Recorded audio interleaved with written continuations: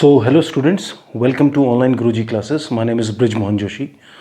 तो फ्रेंड्स, आज का वीडियो शुरू करने से पहले आप सभी से रिक्वेस्ट है कि आप इस वीडियो की डिस्क्रिप्शन में मॉक टेस्ट का एक लिंक आपको मिलेगा।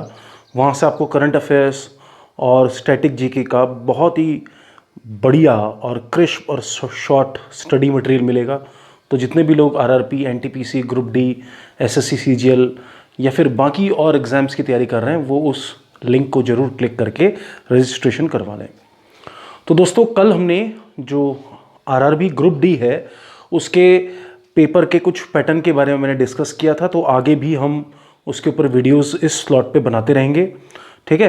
करंट अफेयर्स, क्योंकि कल उतने इंपॉर्टेंट करंट अफेयर्स थे लेकिन कम थे, आज भी कुछ कम है, तो करंट अफेयर्स के वीडियोस में दिन में 2 बजे डालूंगा, लेकिन जब मेरे पास कम से कम 20 से 25 इन्फॉर्मेशन इकट्ठा हो जाएगी। अब मैं बल्क बढ़ाना नहीं चाहता कि रोज़ रोज़ मैंने इकट्ठा आपको दे दिया।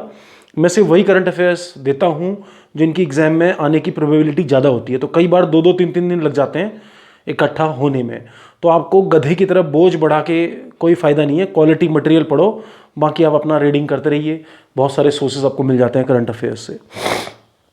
तो दोस्तों, कल हमने ग्रुप डी की बात की थी और ग्रुप डी में मैंने कल रिटन एग्जाम की बात की थी। तो मैं वही एक पॉइंट मेरे दिमाग में आया कि चलिए, फिजिकल एग्जामिनेशन तो बहुत दूर की बात है, लेकिन मेडिकल एग्जामिनेशन जिसके बारे में आपको पता होना चाहिए कि मेडिकल स्टैंडर्ड रेलवे में क्या है। अगर किसी को कोई मेडिकल डिफेक्ट है तो वो पहले ही उस कैटेगरी में अप्लाई ना करे, तो ताकि बाद में, क्योंकि दुख बहुत होता है कि मान लीजिए आपका सिलेक्शन हो गया और मेडिकल में आप आउट हो गए। तो इसी को लेकर मैं आज एक बहुत शॉर्ट इंट्रोडक्शन दूंगा ग्रुप डी में मेडिकल स्टैंडर्ड्स के बारे में, कि रेलवे के मेडिकल स्टैंडर्ड्स क्या हैं। उसके बाद मैं आपको बताऊंगा आपको ये मेडिकल स्टैंडर्ड्स कहाँ से पढ़ने हैं, क्योंकि हम सारा कुछ इस वीडियो में डिस्क्राइब नहीं कर पाएंगे, क्योंकि 10 से 15 मिनट का ये वीडियो होगा। तो वीडियो को लास्ट तक देखते रहें। चलिए फटाफट शुरू करते हैं हम लोग। तो देखिए दोस्तों, जो इंडियन रेलवे के जो मेडिकल स्टैंडर्ड्स होते हैं वो एक डॉक्यूमेंट में होते हैं जिसका नाम है इंडियन रेलवे मेडिकल मैनुअल, और इसका चैप्टर 5 आपने पढ़ना है, डाउनलोड करना है। उसका जो पार्ट बी है वो हमारे काम का है, क्योंकि जो पार्ट ए है, जो रेलवे के अंदर जो गैजेटेड ऑफिसर्स होते हैं उनके लिए मेडिकल स्टैंडर्ड्स हैं। Clear. Part B non gazetted staff के लिए है। तो यहां पर देखिए, मेडिकल की 3 कैटेगरीज होती हैं रेलवे में, ए, बी और सी। ए सबसे हाईएस्ट कैटेगरी मानी जाती है, बी मिडिल कैटेगरी मानी जाती है और सी सबसे लोएस्ट कैटेगरी मानी जाती है मेडिकल स्टैंडर्ड में। ठीक है। अब आप देख लीजिए फटाफट। ए के अंदर 3 कैटेगरी हैं, A1, A2, A3। A1 में फुट प्लेट स्टाफ यानी कि सब technical work, rail car driver, navigating staff आता है। A2 के अंदर shunting staff, point locker, station master, ये सब इसके अंदर आते हैं। तो जो हमारा ग्रुप डी वाला नोटिफिकेशन, एक तो A2 से हमें मतलब है, ठीक है ना। A3 के अंदर loco, work trolley, gate keeping, crossing, ये सारा स्टाफ, ये पूरा टेक्निकल स्टाफ है, ठीक है ना। B1 के अंदर कीमैन आता है, आरपीएफ वगैरह आ जाती है, ठीक है ना, रेलवे प्रोटेक्शन फोर्स। B2 के अंदर वर्कशॉप की staff, engine room, crane driver. उसके C1 के अंदर इंजन रूम का जो एक्स्ट्रा स्टाफ होता है, जो भी हमारे मतलब का है ग्रुप डी के अंदर, और C2 के अंदर क्लरिकल स्टाफ आता है। तो सबसे पहले मैं बहुत शॉर्ट में आपको बता रहा हूँ, इतना आप समझ लीजिए कि ए कैटेगरी जो टेक्निकल कैटेगरी है, जैसे कि आपके rail car driver, foot plate staff, जहाँ पर आपके जो सेंसेस हैं बहुत अच्छे होने चाहिए, और कई तरह के इसमें टेस्ट होते हैं, उनके बारे में भी आपको बताएंगे हम लोग। B1, B2 आपके कीमैन और आरपीएफ, B2 में वर्कशॉप, इंजन रूम, ये कैटेगरीज आती हैं, ठीक है ना।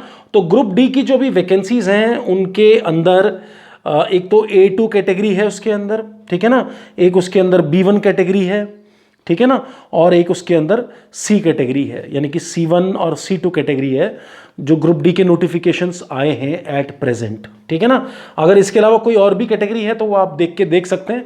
हम तो मेडिकल स्टैंडर्ड्स आपको बता देंगे कि आपने चेक क्या करना है, पहले से आपको पता होना चाहिए कि किस कैटेगरी में आप अप्लाई कर रहे हैं। क्लियर है कि नहीं है। तो ये आपकी सारी की सारी कैटेगरी हो गई। क्लियर। तो चलिए अब हम लोग इसके अगले पार्ट को देखते हैं।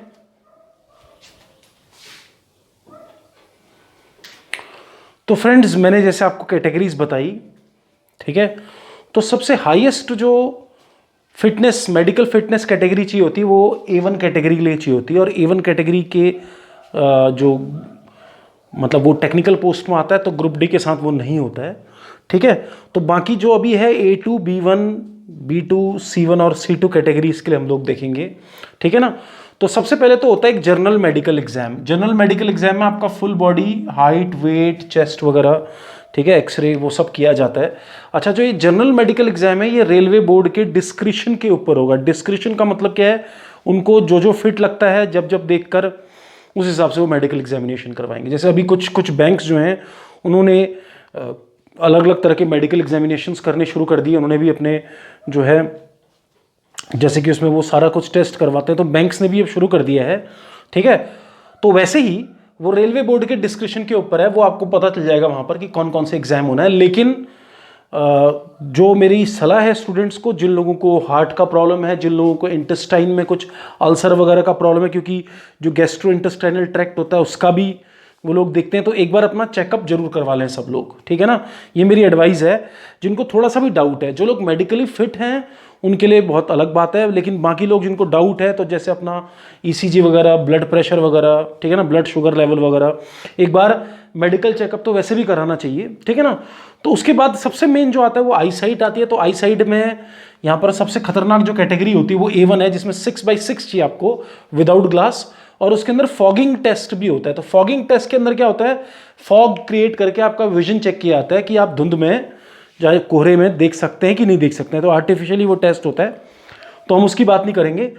आईसाइट A2 कैटेगरी में 6x9 चाहिए, लेकिन होनी चाहिए विदाउट ग्लास। तो अगर आप A2 कैटेगरी में आते हैं तो विदाउट ग्लास। और जो A2 कैटेगरी है वो आपको कैसे मिलेगी, मैंने आपको बताया है कि इंडियन रेलवे मेडिकल मैनुअल का जो चैप्टर 5 है उसका पार्ट B आप देखिए, जिसका मैं आपको एक लिंक यहां पे प्रोवाइड कर दूंगा।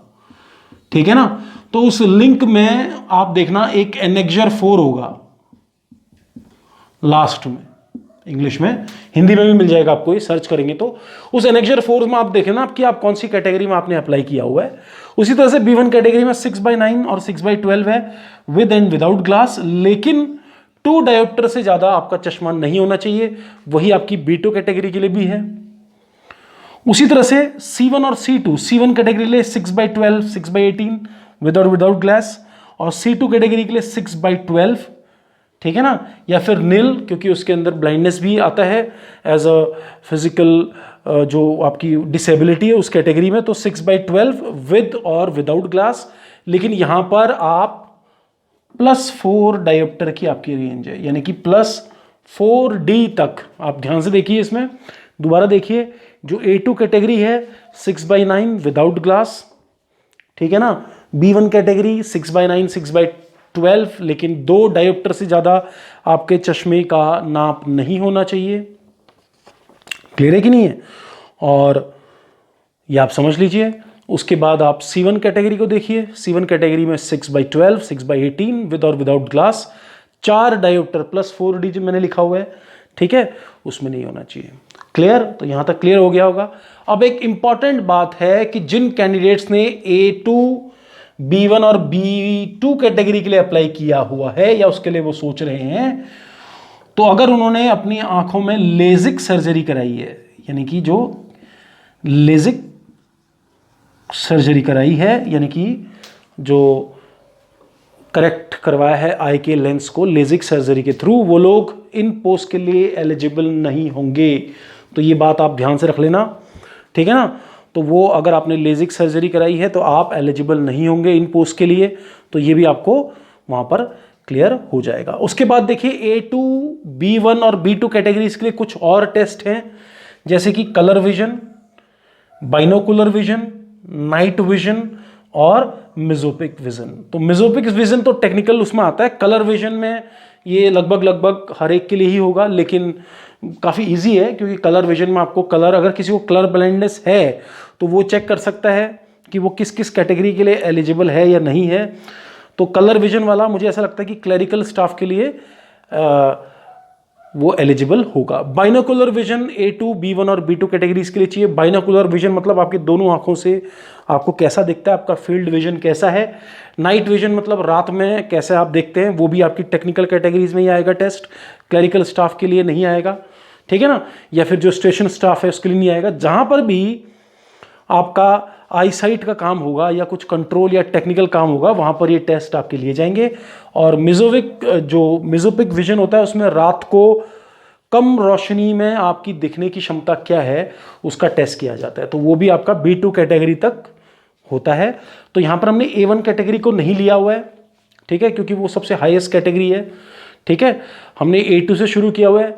A3 कैटेगरी को भी नहीं लिया है क्योंकि उसमें जूनियर इंजीनियर्स वगैरह आते हैं। तो ये ग्रुप डी में A2, B1, B2, C1 और C2 कैटेगरीज के आप देख लीजिए, ठीक है। तो ये इसके मेडिकल स्टैंडर्ड्स हैं।